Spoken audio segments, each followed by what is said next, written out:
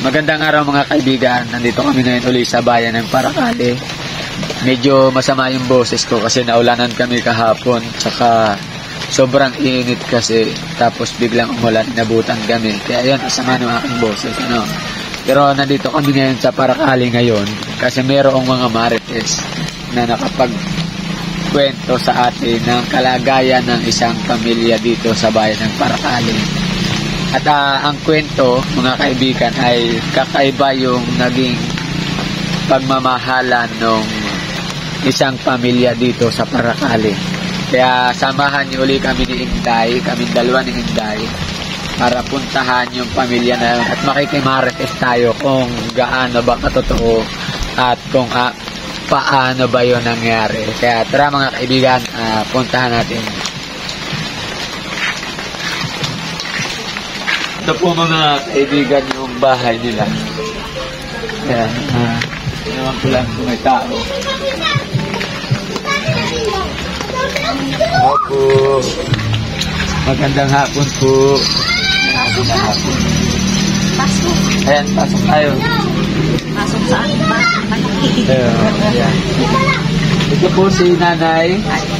Nanay Alicia. Ito po si Annalisa, si Nanay Annalisa. Ito po mga apo ninyo. Lahat yan. Ito lang ang hindi at kasama hindi yan. Oo. Ganyan, nandyan. Anak mo po yung ilan dito? Ang anak ko, ito, anak niya, 3. Ito, ako ko. Ito. Ito ang alaga ko. Ito. Kanina naman po mga anak yan? Ito, dun sa panganay ko, ito yung nasa hindi na nga nasusunod pa ng ama at may ibang asawa naman na. Nasaan po si Mr. G ngayon? Naglulubog sa sapa. At pag hindi sila mga nag-desisyon sa pagkakabudilan, itong yung asawa niya at yung asawa ko, nandun sa bahaan.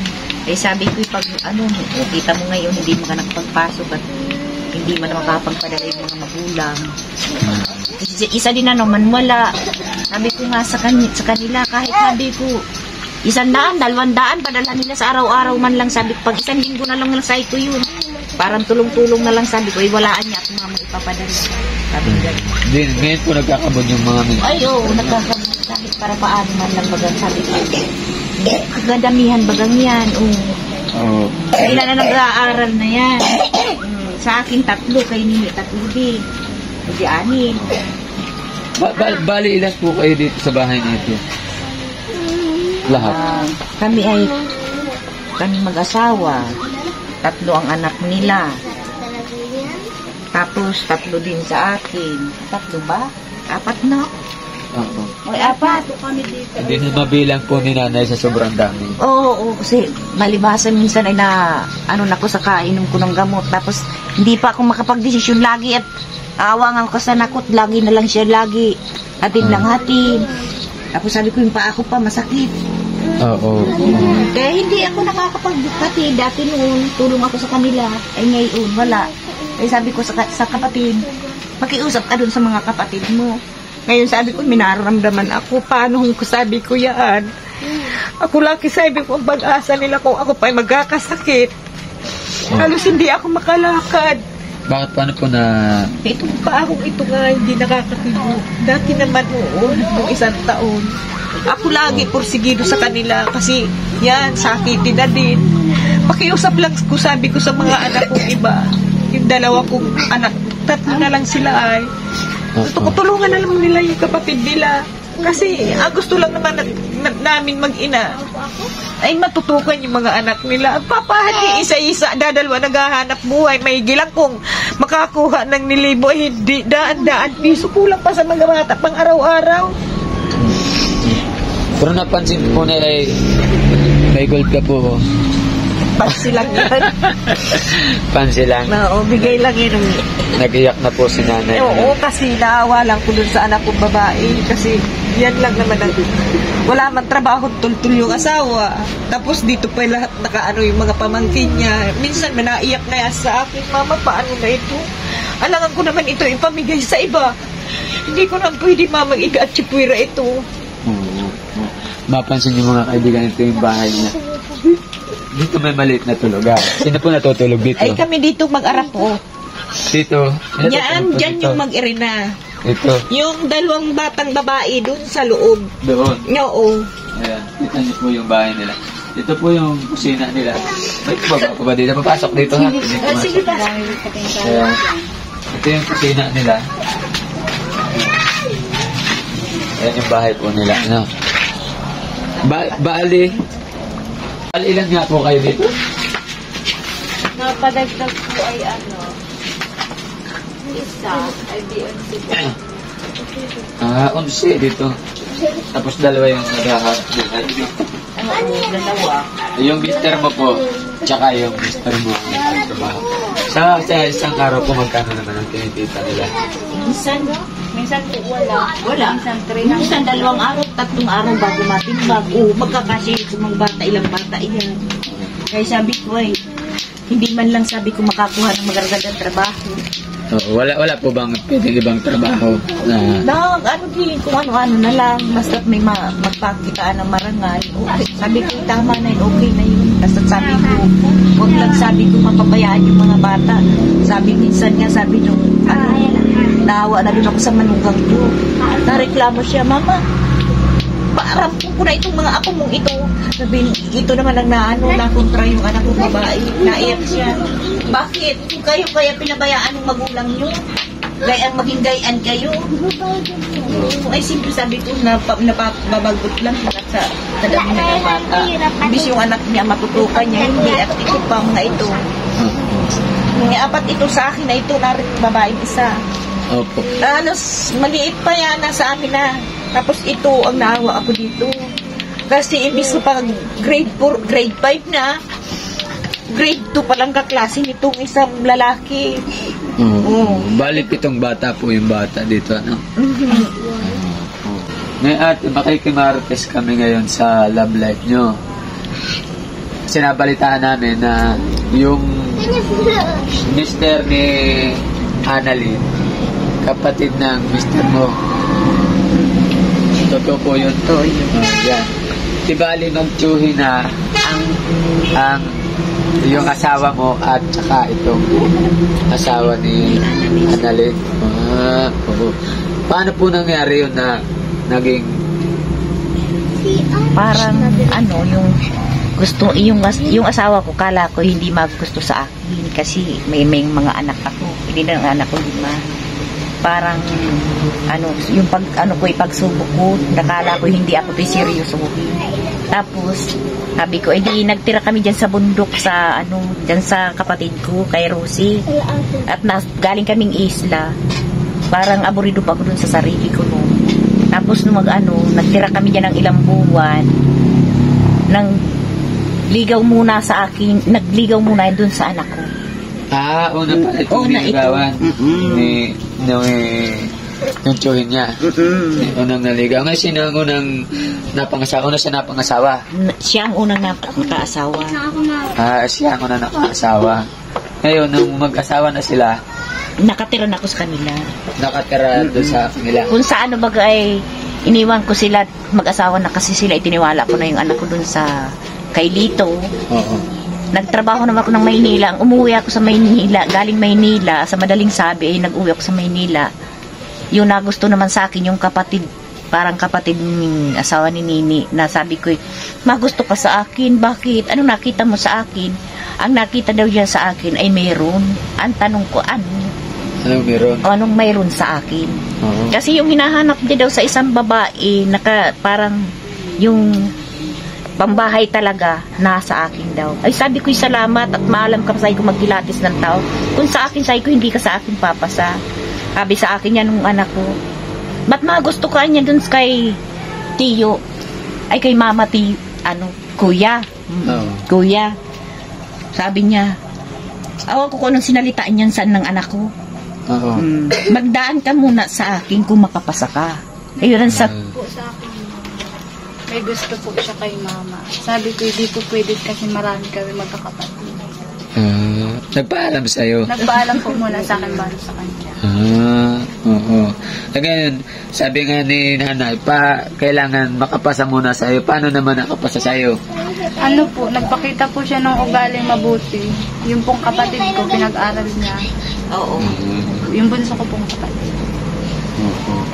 Ayun pala mga kaibigan, bali, ano na ang tawag ngayon ni Tiyo. Tiyo ninyo na. Tiyo. Di tawag nito doon sa bayaw niya yun, no? Oo. Tiyo na, kasi Kasi asawa mo na. asawa ko na. Oh, ikaw Ayun. naman. Anak. Oo, anak na ito Kasi si... parang natabunan yung tiyo. Oo. Kasi alangan naman magtawag sila ng tiyo doon sa akin. Tiya din. Ay di ba parang kung saan hindi maliwanag. Oo. Kasi po, ang nangyari, yung magnanay, napangasawa ng magkapatid. Ayun yung nangyari. Kaya, yun po yung kwento ng pagmamahala ng pamilya ni Nanay Alicia at saka ni Ate Annalyn. Ayun, di ba, parang palit ako na lang. Oo. Ganun na nangyari. Sabi nun sa salitang Tagalog kasi palit na ako. Palit ako. Oo. Yan. Pero kita nyo naman po yung pamilya nila. Sabi nga ni Nanay Alicia kanina, walang away sa kanila. At inaalagaan nila itong kanyang mga apo na naiwan dito. Yun ang binubuhay ng mga asawa. Napakabait po ng asawa mo, si Pwede Kasi nyo. ni kurot po hindi ako nakaranas yan. Kahit itanong mo dyan sa baba na yan, nahabol ko yung pag nakita ko. Pag nakita ko, hindi ako sabing mag-iskandalo. Pag nakita ko at nasinagan ako ng sasakyan, ay sige na, uwi yan, tayo yan sa inuman. Alam-alam yan ang mga taga dyan sa baba. Kaya nayan na, masabi yan si Ate Abel, na asawa ni Kapitan. Ninyo, nayan na yung asawa mo. Sabi, naku, Ate Robilin, nayan ang asawa mong tigri. Takot po yata. Kaya yun ang parang napaano sa akin na yun ang totoo sabi kong pagmamahal na nakuha ko sa kanya. Oo, biruin niyo po ay pinag-aaral din niya yung Mga apo apo. ni Nanay Alicia. Tsaka yung asawa ko ni napakabait din. Mabait din. Wala din ako masabi. Alam mo kung bakit? Sabi ko kung mapapaiba pa yung anak ko, kung aapihin sa akin ko yung mga apo ko, kahit ka dito, diyan ka na sa ko sa anong yan, sa asawa mo yan. Kahit sabi ko ka, pero pintasan ng pamilya ko, at least tao. Oo, kayo po ba ay nakakaranas din doon ng mga chismisan dito? Oo naman. Becky, chismisan din kayo. Pero baliwala yun sa amin. Basta't mahalaga. Ganito, ganyang gayaan. O kahit sa mga bata, nakakaranas po kami dito yung chismisin na tanggap daw ko ng tanggap ng mga bata, hindi lang hanapin namin kaya. Oo. Siyempre, hindi naman natin pwedeng itumbuyan. Oo, ano nga nasabi ko, pabayaan yan. Minsan naiyak ako. Sasabihin mo ganyan ko sa school na madami ko anyang anak. Kaya sabi ko sila. O kasi pag nag-aaral, ikaw naghatid Oo, sa siya do. nahatid. Oo, kaya nga. Sama-sama yan. Mabait din eh. Napakababait din po ng pamilya ito. Pati yung asawa nila. Minsan ko na nakita din po yung asawa nila napakababait din. Kasi kung hindi kayo mabait na, halimbawa asawa ni Nanay Alicia, si Kuya Ninyo, hindi mo tatanggapin itong mga bata na ito. Hindi ka magpapakahirap dyan na pag-aralin at pakainin yan. Ilan yan? Bali, 4 po ano? Oo, 4. Oo, kasi yung 3 naman, binubuhay naman yung anak ni... Parang kung saan ay parang tulong-tulong na lang silang magkapatid. Oo. Kasi sabi nung may gipan niya asawa niya, sabi nung asawa ko, may gipan niya, wag mo na yan sa uli, walang balikan. Siya din naman anya, dito na sa iyo sa atin na lang lahat yan. Tatanong niya, nagkain na yung mga apo mo. Sabi ko, aba, oo naman.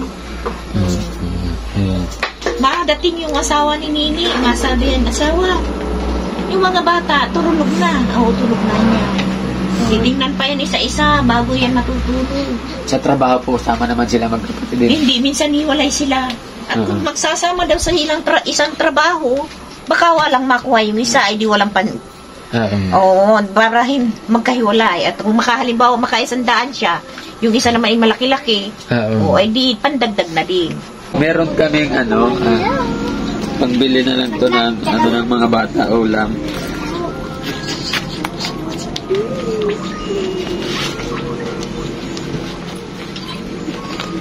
pira. Ayan, galing po ito sa The Golden Heart Group. Sa inyo na lang, Nay, ang bili ng ulam sa mga bata para... Pambaon na kayo bukas, Bibi. O, ba't hindi sila nagpasok po ngayon?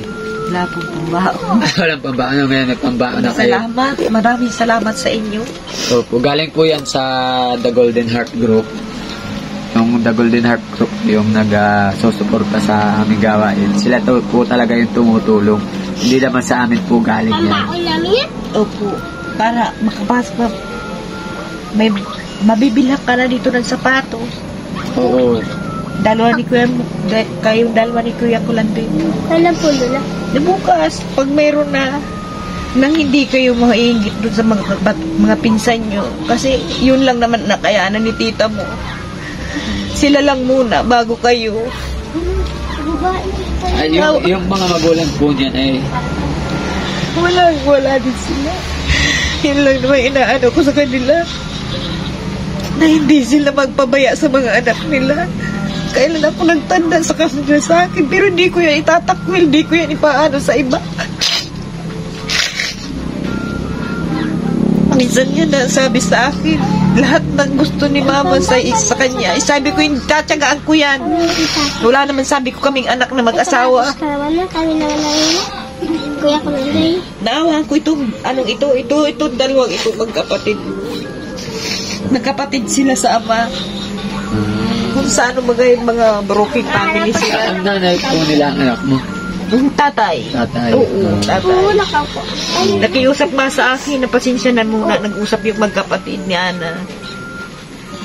Hindi, ikaw na muna. Napadala lang ako pag meron ako. Sabi ko, sige basta sabi ko, huwag mo naman babayaan yung kapatid nyo. Kaya po nanay, maraming salamat po ulit sa The Golden Heart Group sa kanyang aking lalamunan. Naulanan kami. Sana po ay paki-share niyo itong video ni Nanay Annalisa at ni Nanay Alicia. Ayan na, nalilimutin ako Yan lang po at maraming salamat. Kita-kits na lang po ulit sa ating susunod na video.